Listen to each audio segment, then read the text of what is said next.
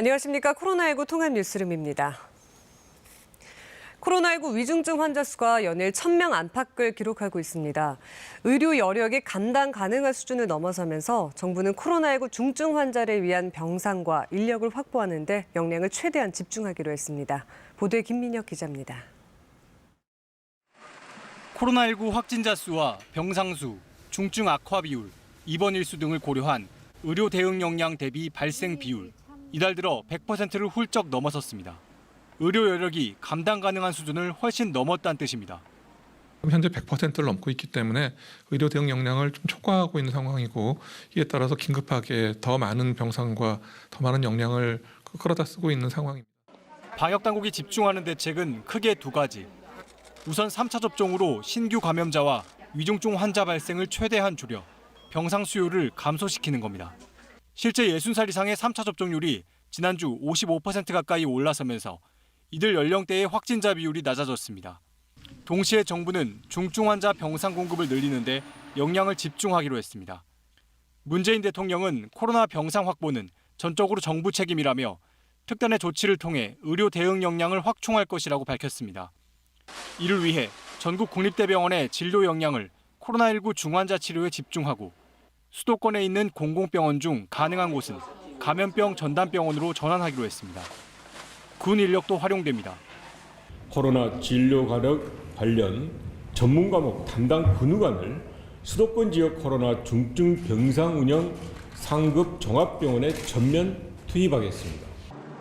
이와 함께 국립중앙의료원에서 활용하고 있는 임시 병상 형태인 모듈형 병상을 다른 곳에도 확대하기로 했습니다. 늘어나는 검사 수요에 대응하기 위해 임시 선별검사소 34곳을 신규 설치하고 기존 검사소 시설도 일부 확대합니다. 정부는 코로나 진료에 참여하는 병원들에 충분한 재정적 지원을 하고 손실을 보상하는 방안도 검토하고 있습니다. KBS 뉴스 김민혁입니다. 식당과 카페 등을 이용할 때 백신 접종 완료 사실을 증명하는 방역 패스 인증 제도에 허점들이 드러나고 있습니다. 스마트폰 방역 패스 인증 절차가 허술하다 보니 다른 사람의 접종 증명서를 도용하는 사례가 있어서 보완이 필요해 보입니다. 신지수 기자가 취재했습니다. 이 식당을 찾은 두 사람은 일행이지만 한 명이 1차 백신만 접종해 함께 앉아 식사할 수 없습니다. 방역 패스 인증 절차로 백신 미접종자는 혼자 이용하게 제한하기 때문입니다. 2차를 맞고 또 2주를 기다려야지 이제 무언가를 할 수 있으니까 아무래도 좀 불편하죠, 사실상. 하지만 피해갈 수 있는 허점이 있습니다. 먼저 한 사람의 접종 증명을 가지고 두 명이 동시에 인증을 받을 수 있습니다. 접종 완료 후 14일이 경과되었습니다. 접종 완료 후 14일이 경과되었습니다. 접종 완료자가 QR코드를 한 번 인증받고 새로 고침의 화면을 캡처하면 이 사진을 전송받은 사람도 인증받을 수 있습니다.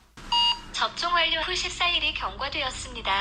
아예 백신 접종 완료자 포털 사이트 아이디를 빌려달라는 사례들도 있습니다. 업주들이 이를 가려내기는 어려움이 많다고 말합니다. 저희가 핸드폰이 본인 건지 또 남의 건지 그걸 확인할 수 있는 방법이 없기 때문에 다른 데는 다 들어가는데 왜 여기는 이렇게 까다롭게 구냐 이런 손님들도 계시고 다음부터 여기 두 번 다시 안 온다. 안드로이드 전화에서는 카카오톡 QR코드는 캡처 방지 기능이 있지만 네이버 앱의 QR코드는 캡처할 수 있습니다. 네이버 측은 정부와 논의해 기술적 보완책을 마련하고 있다고 밝혔습니다. 아이폰에서는 카카오톡과 네이버, 질병관리청 백신 증명 앱 모두 QR코드나 인증서를 캡처할 수 있습니다. 타인의 방역 패스를 캡처해 쓰는 건 공문서 위변조에 해당돼 최고 징역 2년형에 처할 수 있습니다. KBS 뉴스 신지수입니다. 중앙방역대책본부는 오늘 0시 기준 신규 확진자가 5,202명이라고 밝혔습니다. 국내 발생 확진자를 지역별로 보면 서울이 1,979명, 경기 1,299명 등입니다. 위중증 환자는 1,022명이고 사망자는 하루 새 52명 늘어 누적 치명률은 0.84%입니다. 재택 치료 중인 확진자는 31,537명, 하루 이상 병상 대기자는 591명입니다. 백신 2차 접종률은 인구 대비 82%, 3차 접종률은 24.1%로 집계됐습니다. 미국에서는 추가 백신 접종까지 마친 주요 정치인들의 확진 소식이 잇따르고 있습니다. 다만 추가 접종까지 마쳤을 경우에는 항체가 크게 증가했다는 실제 연구 결과도 나왔습니다. 이런 가운데 미국 워싱턴 DC에도 확진자가 크게 늘면서 비상사태를 선포했습니다. 보도에 김기현 특파원입니다.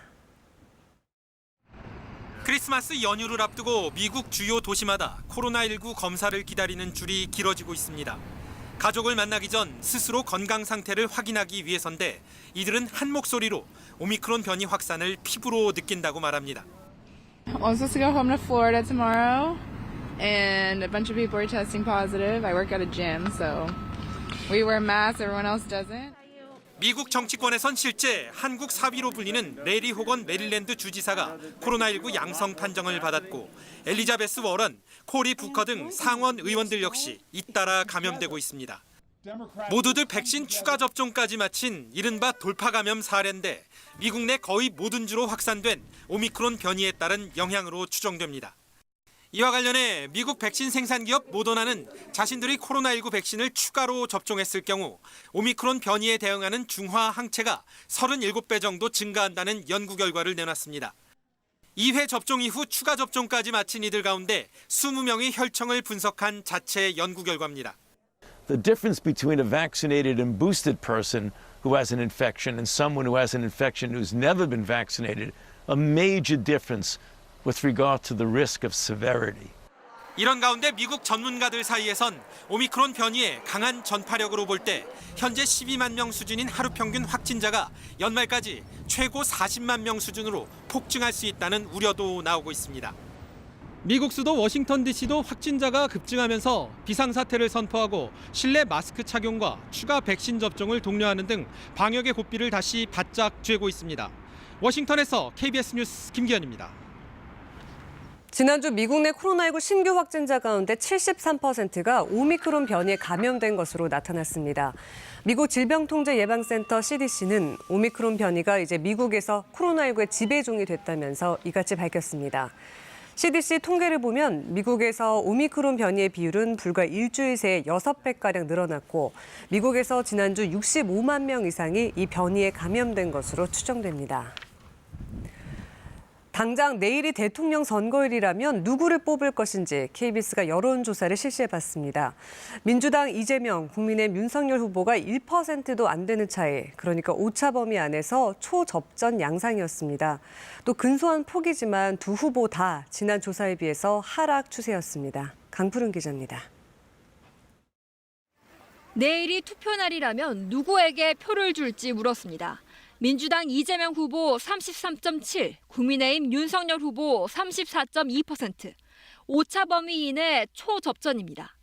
정의당 심상정 후보, 국민의당 안철수 후보는 둘 다 4.8%로 나타났고 새로운 물결 김동연 후보는 1%였습니다.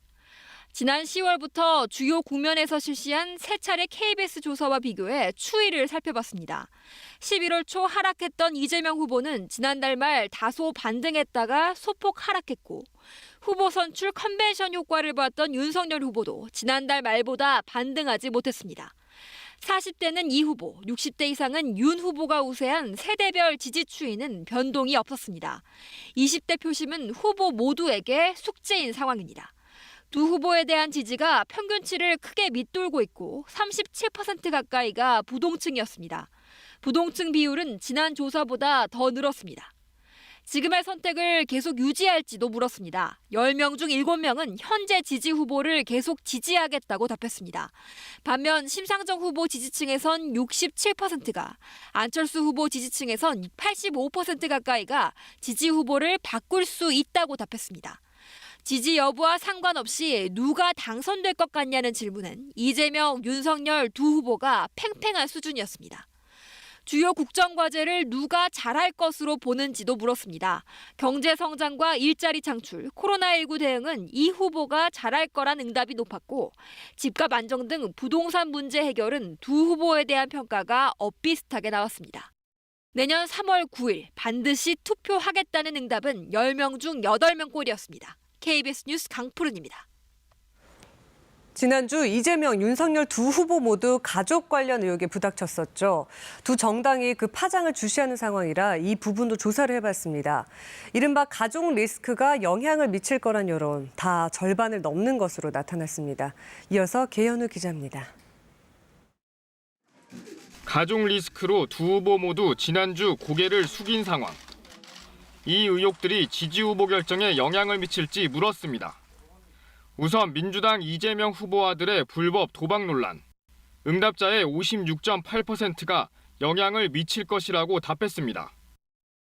국민의힘 윤석열 후보 부인의 허위 경력 논란이 영향을 미칠 것이란 응답은 66.7%였습니다.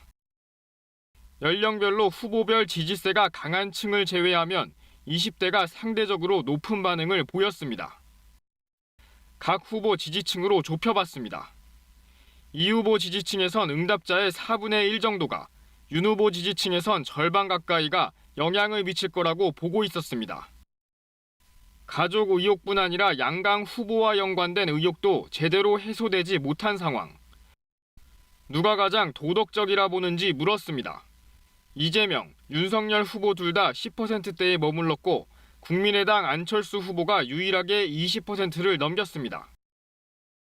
후보들의 호감도 질문에는 내 후보다 호감이 간다는 응답 비율이 40%를 넘기지 못했습니다. 내년 대선에서 정권 연장이 필요하다는 응답은 37.3%, 정권 교체가 필요하다는 의견은 53.7%로 조사됐습니다.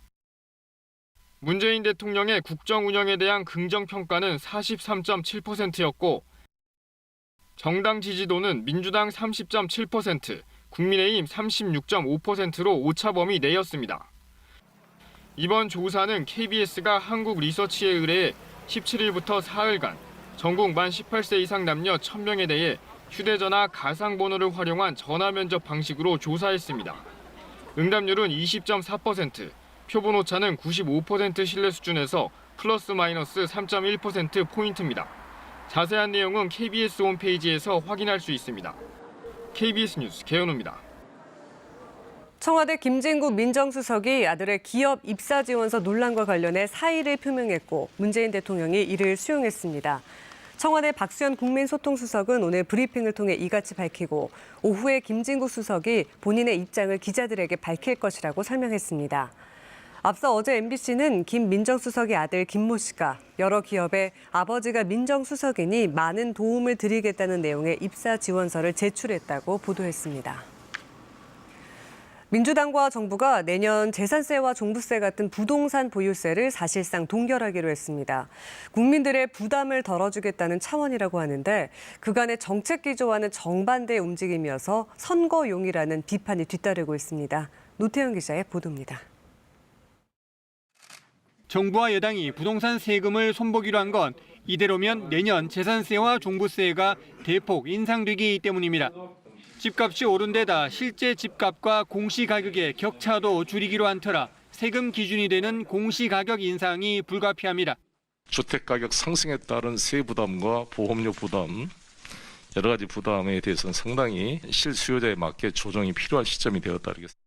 당정은 내년 재산세와 종부세를 올해보다 일정 비율 이상은 못 올리게 상한선을 두거나 내년 세금을 올해 공시가격 기준으로 적용하는 방안을 고려하기로 했습니다.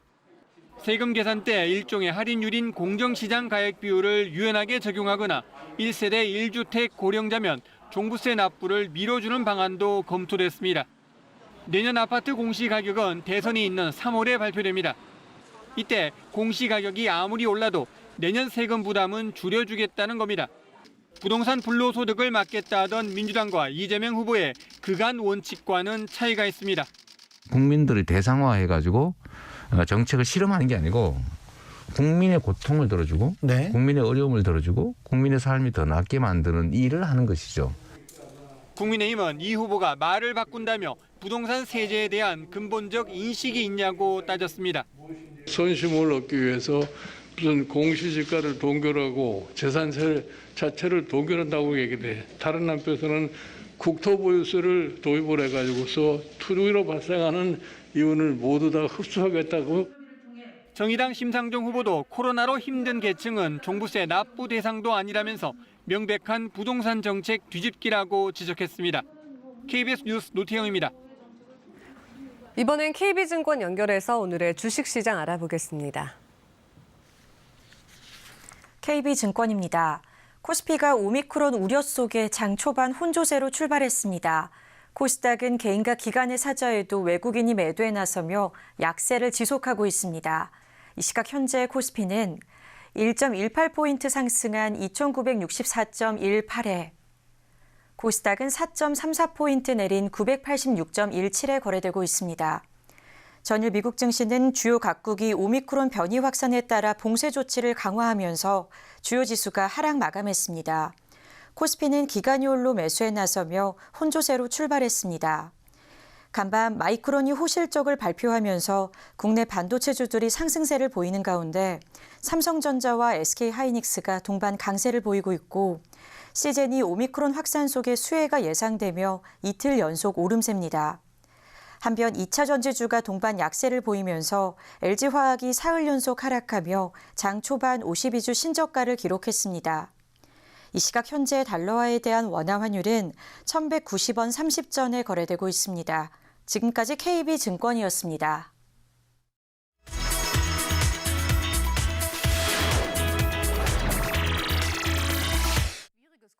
독일에서는 이맘때면 불우한 어린이들을 돕는 크리스마스 봉투 캠페인이 해를 거듭할수록 확대되고 있습니다. 독일 베를린의 한 사회복지사가 분주히 종이봉투들을 나릅니다. 봉투에는 초콜릿과 인형 등 어린이들을 위한 크리스마스 선물이 담겨 있습니다. Wir haben die Resonanz bekommen, dass die Kinder sich unheimlich darüber freuen und das spornt uns an, jedes Jahr eins draufzulegen und dieses Jahr sind wir bei 3023 Tüten. 이른바 크리스마스 봉투 캠페인은 6년 전 셰퍼 씨 생일 때 자신이 선물을 받는 대신 어린이들에게 초콜릿을 선물하면서 시작됐습니다. 취지에 공감하는 사람들이 늘면서 해를 거듭할수록 그 규모가 커지고 있습니다. 팬데믹 속에서도 기부는 끊이지 않아 복도도 화장실도 발 디딜 공간 없이 봉투로 꽉 찼습니다. 올해 크리스마스 봉투는 베를린에 있는 난민 어린이들에게 주로 전달됐는데요. 깜짝 선물에 어떤 어린이는 기쁜 나머지 시를 즉석에서 낭송하기도 합니다.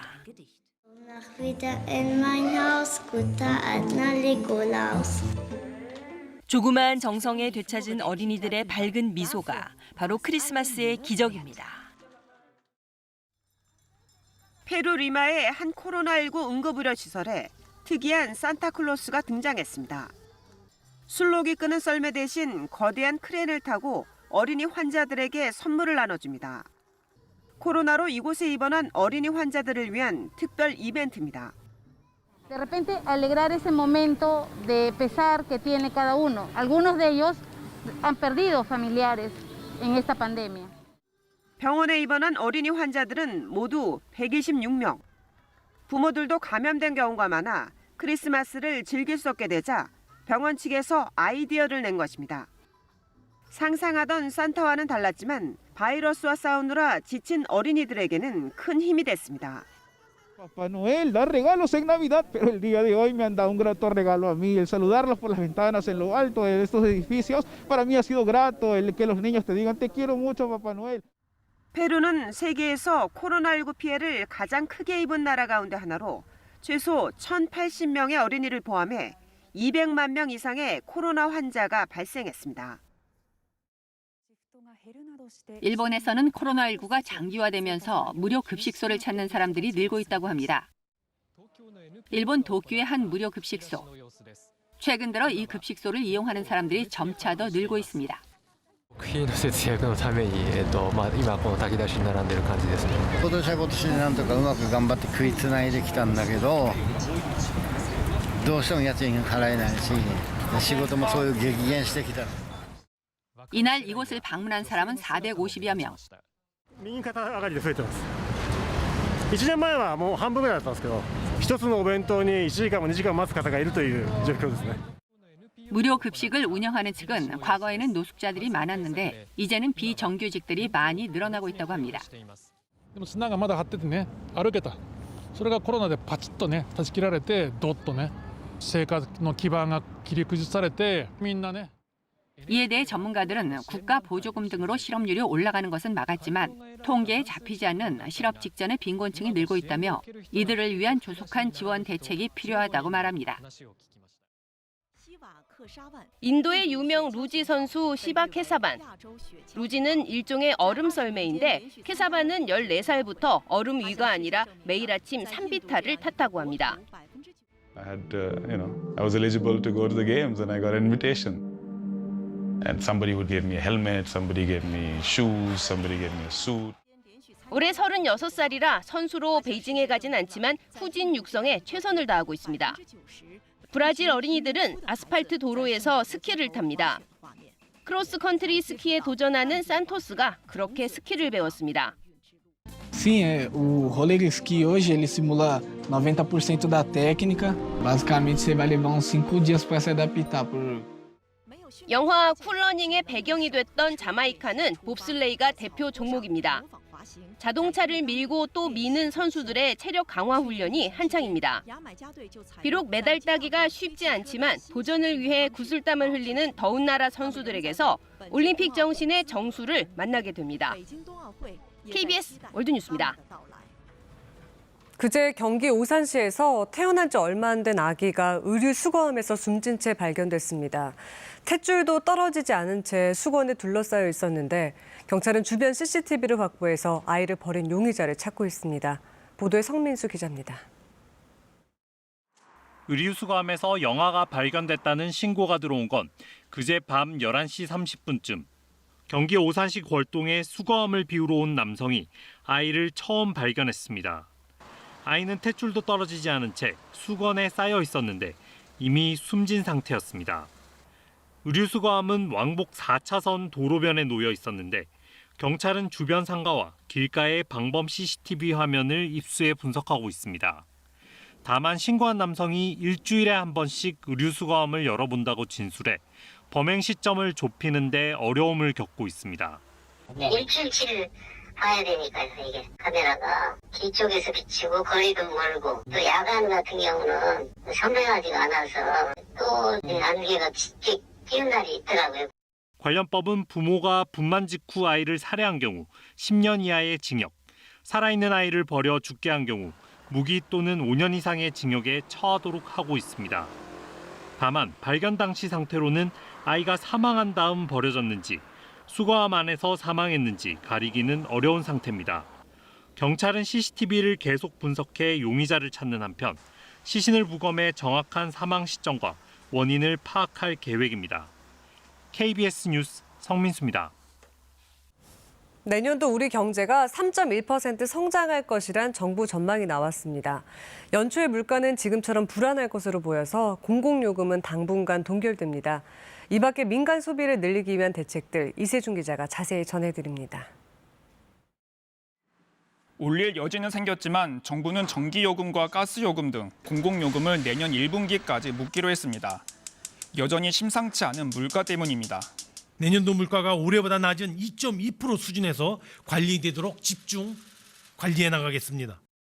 이렇게 물가 안정과 함께 소비 촉진, 구체적으로 어떻게 하겠다는 건지 하나하나 보겠습니다. 우선 올해 도입한 추가 소비 특별 공제를 1년 연장합니다. 올해보다 신용카드 사용 금액을 5% 이상 늘리면 소득 공제를 최대 10% 더 해주는 방식입니다. 특히 전통시장 소비가 5% 이상 늘면 10% 공제율이 또 적용됩니다. 추가 공제율 한도가 20%까지 올라갈 수 있는 건데요. 전체 한도는 100만 원입니다. 이 밖에 590억 원 규모의 농축수산물 할인 쿠폰을 발행하고요. 5월을 상생 소비의 달로 정해 지역사랑 상품권의 캐시백 금액과 온누리 상품권의 구매 한도를 늘리기로 했습니다. 단계적 일상회복으로 잠시 기대를 품었던 관광업계 여전히 어렵습니다. 내년 상반기 중 여행 주간을 운영해 철도와 버스 요금, 유원지 입장권 등을 할인해 주기로 했습니다. 올해 사용하지 못한 3종 소비 쿠폰 400억 원어치도 다시 발행하고요. 아직 본격적인 국제 관광이 재개되지 않은 만큼 무착륙 관광 비행도 6개월 연장하기로 했습니다. 5,000달러인 면세점 구매 한도는 아예 폐지하고 외국인 관광객에게 부가세 등을 별도의 절차 없이 돌려주는 한도도 250만 원까지 늘렸습니다. 정부는 이런 정책을 통해 소비 심리가 회복되고 대면 서비스업을 중심으로 일자리도 늘어날 것으로 기대하고 있습니다. KBS 뉴스 이세중입니다. 법무부 사면심사위원회가 어제부터 문재인 정부 5번째 특별 사면을 위한 심사를 시작했습니다. 박범계 법무부 장관은 상당한 규모가 될 것이라고 예고했는데요. 일부 정치권에서 거론됐던 이명박, 박근혜 전 대통령이 사면 대상에 포함될지 관심입니다. 박진수 기자가 전해드립니다. 임기 마지막 해를 앞둔 문재인 정부. 어제에 이어 오늘 신년 특별 사면을 위한 심사를 이어갑니다. 이번 정부 5번째 특사로 사실상 마지막 특사가 될 가능성이 큽니다. 사면의 원칙과 기준들은 정해져 있습니다. 상당한 규모가 될 것이라고 생각합니다. 지난 신년 특사의 경우 생계형 형사범 등 3천여 명이 대상이었습니다. 이번 특사의 관심은 최근 일부 정치권에서 거론한 이명박, 박근혜 전 대통령의 사면 여부입니다. 어제 심사위에서는 두 전직 대통령에 대한 논의가 없었던 것으로 전해졌습니다. 이 전 대통령은 다스 회삿돈 횡령 등으로 징역 17년을 선고받고 복역 중이고 박 전 대통령은 국정농단 사건 등으로 모두 징역 22년을 선고받았습니다. 두 전직 대통령 모두 고령의 지병을 앓고 있습니다. 특히 지난달부터 민간병원에서 입원 치료를 받고 있는 박 전 대통령은 의료진 판단에 따라 6주 이상 입원을 연장하기도 했습니다. 다만 이들이 이번 사면 대상에 포함되긴 어려울 것이란 관측도 나옵니다. 대선을 앞둔 시점이어서 정치적 부담이 있고 여권 내 반대 목소리도 만만치 않기 때문입니다. 앞서 문재인 대통령이 뇌물, 배임, 횡령 등 5대 중대범죄에 대한 사면권 행사를 제한하겠다고 약속한 만큼 이재용 삼성전자 부회장 등 경제인의 사면 여부도 불투명합니다. 사면심사위원회가 사면 대상을 선정하고 법무부 장관이 대통령에게 보고하면 대통령이 사면권을 행사합니다. 사면 대상은 다음 주쯤 발표될 것으로 보입니다. KBS 뉴스 박진수입니다. 평년보다 포근한 날씨가 이어지면서 미세먼지가 기승입니다. 여기에 오늘 아침 안개까지 뒤엉켜 눈앞이 갑갑한데요. 오늘도 수도권과 강원 영서, 세종과 충북, 광주, 대구, 경북은 일평균 초미세먼지 농도가 나쁨을 이어가겠습니다. 현재 수도권과 충남 지역은 안개가 자욱해 가시거리가 1-200m에 불과합니다. 오늘은 낮에도 안개에 미세먼지가 떠 있어 시야가 부역해 보이는 연무 현상이 나타나는 곳이 있겠습니다. 동해안 지방에는 건조주의보가 내려진 가운데 바람도 강하게 불겠습니다. 오늘은 전국적으로 구름이 많다가 차차 맑아지겠습니다. 낮 최고 기온은 서울이 8도, 강릉과 광주가 14도, 부산이 15도로 남부는 어제보다 1도에서 3도 높겠습니다. 현재 동해 먼바다에는 풍랑주의보가 발효 중입니다. 날씨 전해드렸습니다. 코로나19 통합 뉴스를 마칩니다. 고맙습니다.